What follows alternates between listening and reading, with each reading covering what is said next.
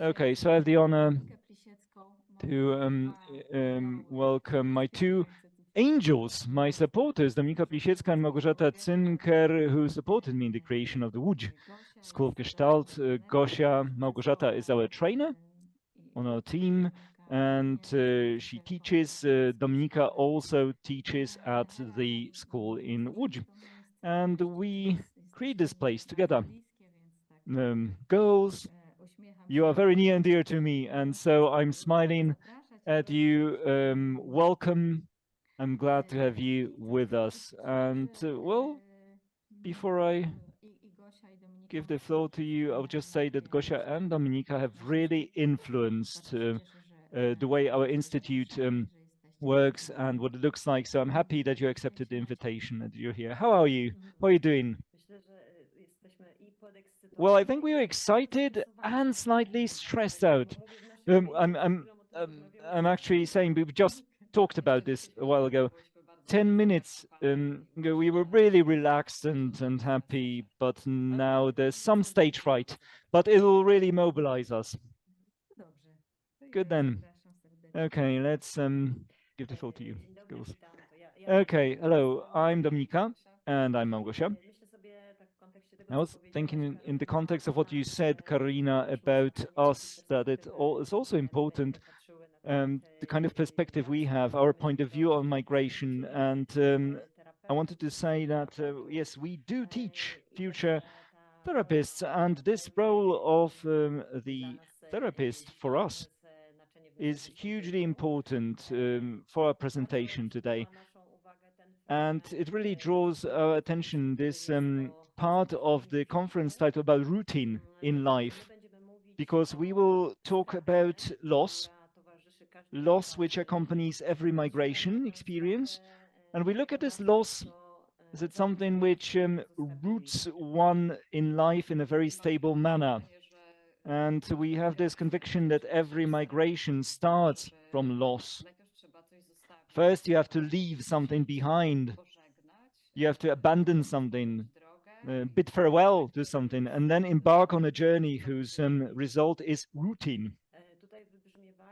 And what resonates here is migration in a really broad context, in a really broad general context, powerful migration experiences. But we wanted to focus on migration which is related to daily transformations, so to speak, and narrow it down even further to the idea of the cult of self-development, how development is understood and how it omits, how it ignores the aspect of loss. But we also wanted to share our experience of migration. Everyone, well, each of us had a different one. Mine is that after I graduated here in Łódź, I moved to the UK, where I lived for about 8 years. And I moved there, well, for certain life-related reasons. I started my adult life, marriage, and it was exciting and difficult at the same time. And I'm thinking, looking back, that it was actually easier for me then to experience that excitement. Well, it was harder for me to accept that some sort of loss and sadness came with it. I remember those moments of sadness, and it was kind of strange for me. You know, such a cool experience, and I feel sad. But now looking back, I know that it was about loss too. And I remember coming back to Poland and how my experience changed, and how I was more aware of the process of leaving something behind, of bidding something farewell in the UK, people, places. I kind of became uprooted in a way. So that's my experience. Okay, I don't have an experience of migration related to, moving to another country, but I have moved within my country. And I remember the first one, 25 years ago, the first um, instance of moving.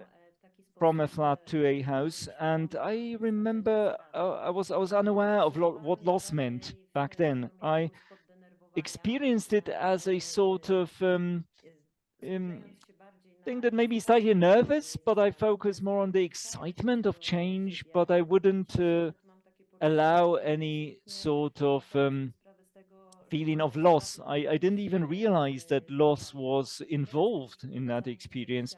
And 22 years ago, when I was moving to a new house, and now I feel there's a huge difference. I really had to devote a lot of time to saying goodbye to what I had lost before I could even experience the joy with what I gained. And so now, listening to this introduction, I feel that our journey of development was about acknowledging loss and accepting these difficult emotions. And what we want to tell you about today is how these emotions and these processes are repressed socially, and how there is no place for loss. And we live in this day and age of the cult of self-development. You know, people come to our offices and attend therapy, but this self-development excludes the experience of loss, and it excludes many emotions which are difficult. And actually, we live at this day and age where uh, be yourself has become a sort of obligatory thing. It's an obligation to be yourself. There's no space for choice there. There's no space for experiencing loss or deficits of some sort. So this is our starting point for further considerations. And we have this observation that we are a tired society, because it's easier to be tired than to lose something. Fatigue, tiredness is something that can pass. We can simply sleep longer and we feel regenerated. And so we devote a lot of time to be overproductive. We keep assimilating new things, absorbing them, but there is no space or time to stop and to savor these stimuli, to recognize the sensations, to assimilate them, and at the same time to reject certain things. Because once we stop and savor, we realize that not everything is achievable, and things happen which are final sometimes. So it is easier to experience tiredness, fatigue, than to experience loss. And I will also add that we live at this day and age of excess. There's a lot of everything, even too much of everything. So it is of key importance to be able to stop every now and then and to reject certain things, because we are unable to assimilate everything. And looking for the sources or for the reasons for this, we realize that in part it results from overstimulation, which we experience all the time. We are a society of haste. There is a lot of everything, too many books sometimes to read, too many films to watch, too many seminars you can attend, too much experience and too many experiences that you can um, get, acquire, obtain, and not savor. And so we don't have enough time to actually verify whether what I expose myself to is genuinely relevant, and what I should actually reject or renounce. And another reason for this is that we live in a society which does not experience limitations. It seems that everything is possible. It seems that everything is okay, that there's nothing to rebel against, and there is nothing to basically break out from. And let us remind you, Gestalt therapy developed at an age of a very stringent limiting society. So it was about emerging as an individual. It was about finding yourself. But now we have emerged very strongly as individuals, and there seems to be no end to this emergence. And we see this as some sort of difficulty, the lack of limitations. Well, of course, it's a wonderful growth prospect, but the lack of limitations has its consequences. Namely, these limitations they are still there, but I have to define them personally for myself. And the first stage when it comes to experiencing and acknowledging loss is about accepting and experiencing certain specific emotions. And here the first difficulty appears. My experiences from the therapist's office or from seminar rooms are as follows, namely that these limitations we impose on ourselves to choose something is the meaning we make.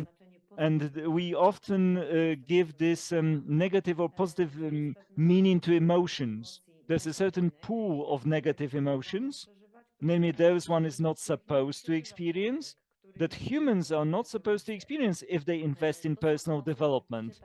I see this a lot. And these are emotions which are unpleasant: fear, anger, sadness, grief, all these emotions which accompany the process of loss. So we have the impression that acknowledging loss is the final stage, but we started by acknowledging certain emotions. And the paradox is that oftentimes we see people say, okay, I've completed therapy, so I don't experience certain things anymore. I've got this process, but it's paradoxical in a way, because living life to the full, experiencing a certain cycle, also means experiencing what is difficult, what emerges, what is often not specified entirely, not entirely named and ambiguous. But coming back to this non-experiencing of emotions, very often, it leads to a sort of emotional barrenness, because you can't really exclude a part of your experiences. I can't say I'm not experiencing what's difficult, you know. Um, when you're naming your emotions and you name some emotions as negative, and you say I'm only going to live these positive emotions, but unfortunately, we kind of cut ourselves off from some experiences that are there, and it leads to anxiety, states of anxiety, which actually are reported many times by our clients. And so, if we block certain experiences, they nevertheless remain in our bodies, in the field, and they lead to general anxiety experienced by our clients. Well, in light of everything we've said, and we've said, our clients fail to connect the dots. What they experience, in other words, with the experience of loss, they don't connect it. And so we move to the office, and clients show up at the office very often. In my experience, they start by talking about some somatic ailments, physical ailments, which uh, led to some diagnostic difficulties, and they were excluded in diagnosis in other doctors' offices. So once we've covered a certain journey with the client, then the client can name this and can say that they are experiencing sadness, that they are experiencing um, depressed mood. And then the key question arises. The client says, what am I supposed to do about this? With this, namely, what am I supposed to do so as not to feel this? And this is very often the expectation or even the goal of therapy from the client's perspective. And here, from our point of view, this is the watershed moment in therapy. Namely, we need to ask the question of the client, namely, what it feels like to be someone who experiences sadness, grief, anger, fear, loss. And this opens up a whole spectrum of difficult experiences at the office. And also our experiences, not only the client's experiences, our experiences confronted with the client as therapists. Also, us therapists confronting our experiences of this type. And here, what arises is the question, how we as therapists can experience, be in the experience of our own loss. And obviously, when we say loss, the first thing that comes to our mind is the experience of death, usually of our someone nearest and dearest. But also, let's talk about loss more extensively, day-to-day loss that we pass from one stage of life to another. For instance, we gain something on the one hand and we lose something on the other hand. What is our capacity of being in a void? What is our capability of being in sadness, in difficult emotions, which we don't know what to do with, but we have to be with them. What is it like to experience this in our bodies? What is it like to experience some lack or some limitation or some loss? Well, yes, from our point of view, our stable being in relation to a client experiencing loss is possible, provided that we feel stable with our losses of various sorts. And what comes to my mind is an event from my life when I started befriending the feeling of helplessness. And helplessness actually, it's or hopelessness, this is a feeling when I can't really cope with something. I don't have any help in what I'm experiencing, hence helplessness. And so there's this theme of understanding immersion in experience. And it seems to me that there's a huge role to be played on our part. If I'm capable of actually this immersion in a feeling, then I also have the capacity to actually suggest and maybe prompt the client and say more or less what it's like. And I use my dog for this. So when I watch my dog is actually lying until it stands up on its legs. So basically, I use this metaphor in work with clients. When you immerse yourself in experience, you activate some associations. There is a huge and very strong need to do something, but actually experiencing. It's not about doing. It's not about doing, but it's about lingering. And on the note of helplessness and anxiety, I wanted to add one remark in the context of experiencing loss related to the fact that, when a client comes to my office and I work a lot with people processing grief or who have someone in their family dying. And when someone comes with that loss, it seems of key importance to me to make sure that we can accept our own finite nature, our mortality, to kind of domesticate the anxiety that accompanies this, because only then will we be able to accompany the client in these emotions. So, what kind of experience do we need to accompany the client? Well, the most important thing is to accept this area in ourselves, this area of internal helplessness faced with what is inevitable. And an example comes to my mind of a client who came to me once, who came to therapy because she'd lost her dog. Her dog had passed away.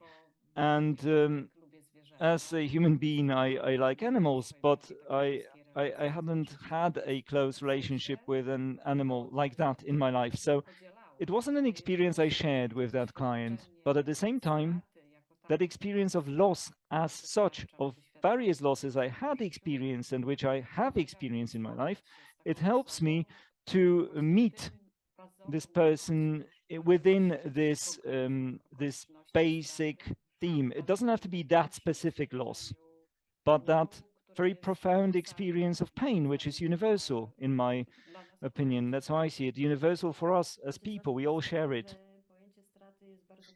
From our perspective, the sense of loss is very spacious, multifacetedness, and so our role as therapists in And this experience is of huge importance. And thinking about this type of loss, where I need to decide that I will not work with a given client.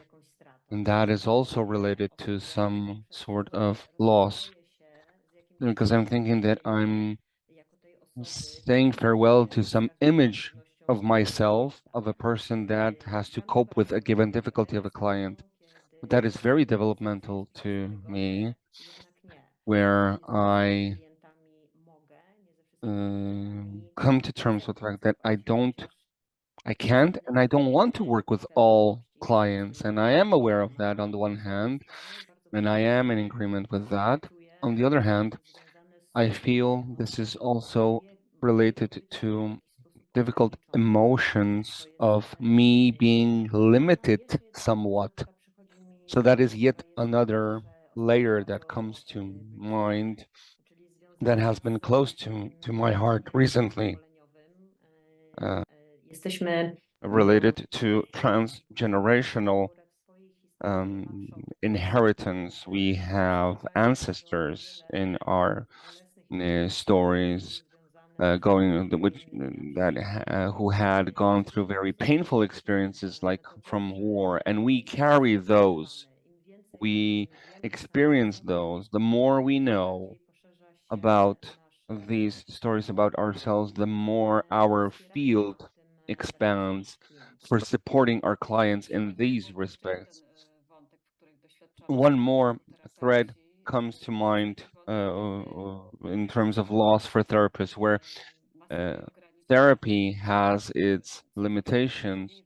Something is impossible to work out with a client, and I think this is something which is also very difficult to accept socially in times where it seems therapy sometimes is the answer to all the problems in the world, and yet here it is with some limitations, loss for clients and for therapists. But it's the role of therapists to recognize this, to name this, to label this, and to say that not everything can be worked through sometimes.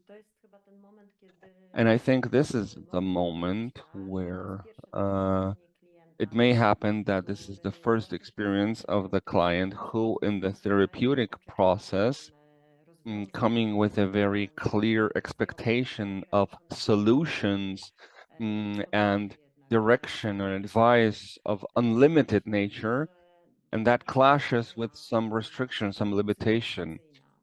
There's a big role on our side in terms of education to so that in light of these definitions of self-growth and self-development, to be very aware in confronting our clients with this limitation, with experiencing these limits, with the experience of not having to reach certain goals or things, and at the same time, with very conscious, aware being in this. Our role is to name and normalize or standardize certain emotions related to certain processes, such as grief, that it is a natural reaction to loss, that it is an element which cannot be disconnected from that. Very often for clients, some emotions can be shocking, that you cannot escape being a human being as a so there's a big role here in psychoeducation on the therapist part to name, label life processes of which we sometimes forget they exist.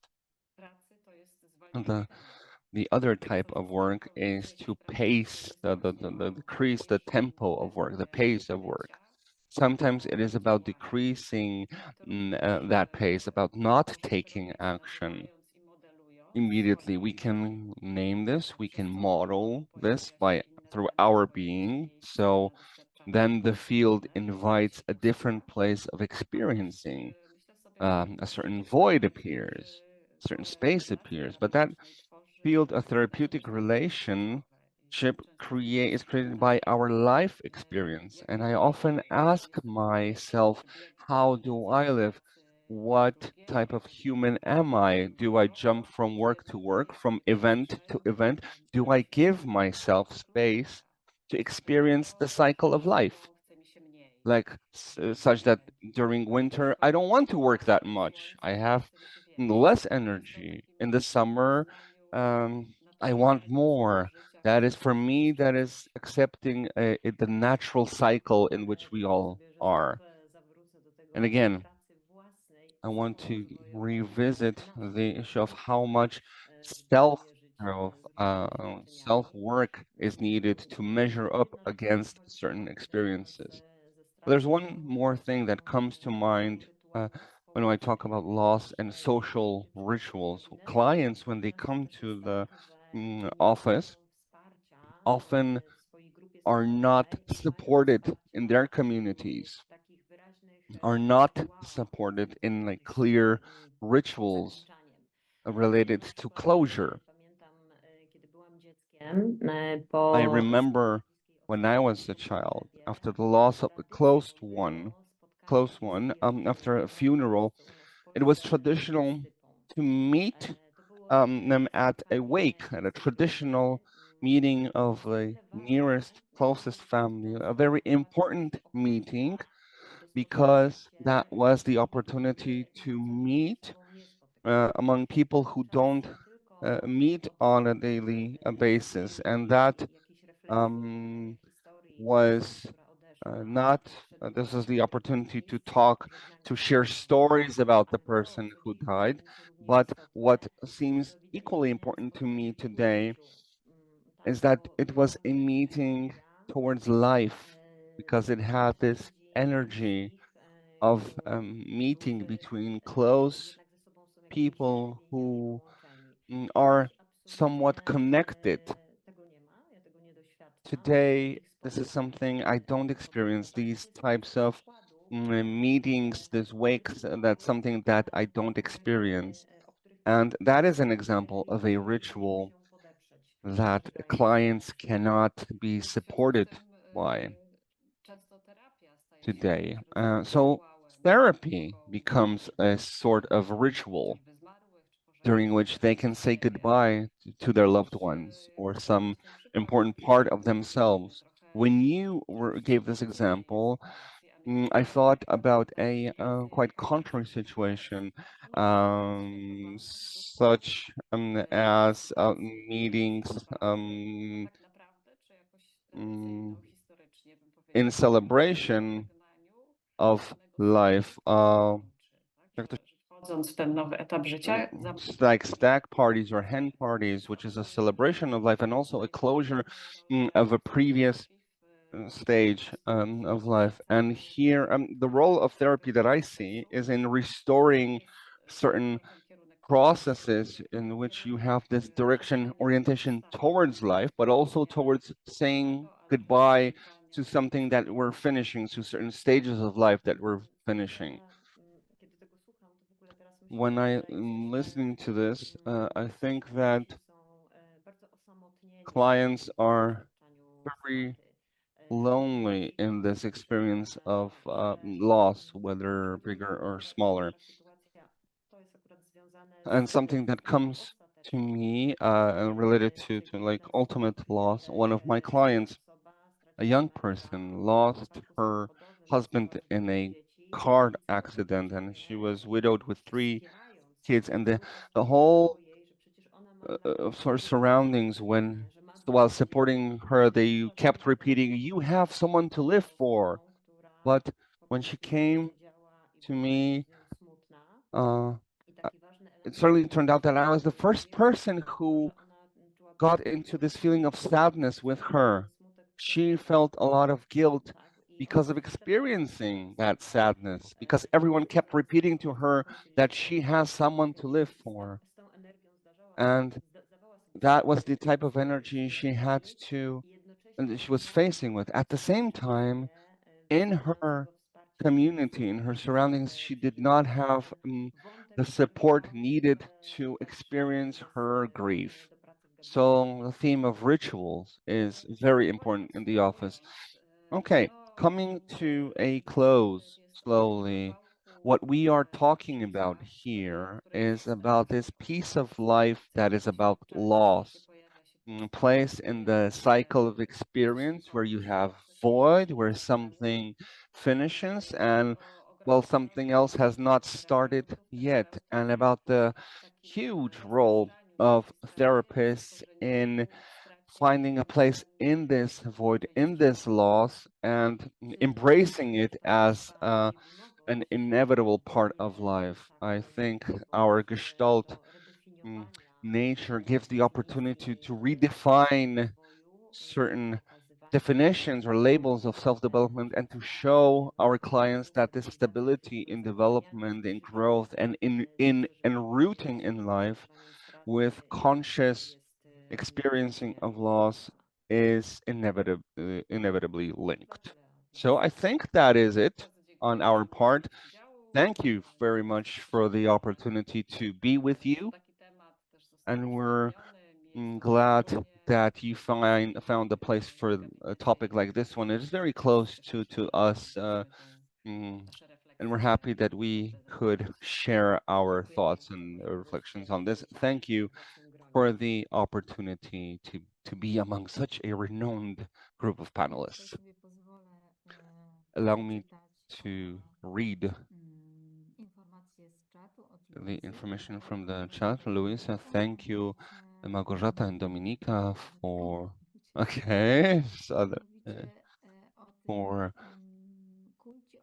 talking about this cult of personal growth related to emotions. This process suppresses the process, unfortunately, of loss and grief. So many important topics. Thank you. Okay. Are there any thoughts or questions?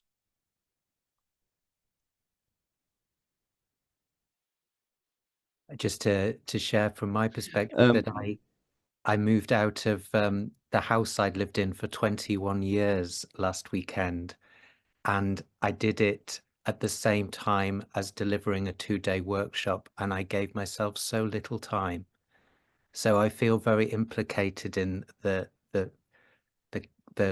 caricature of a therapist you describe of very, very quick and very little space. I also just want to appreciate the two of you and how lovely it was how you you bounced off each other and worked together. I really enjoyed your energy.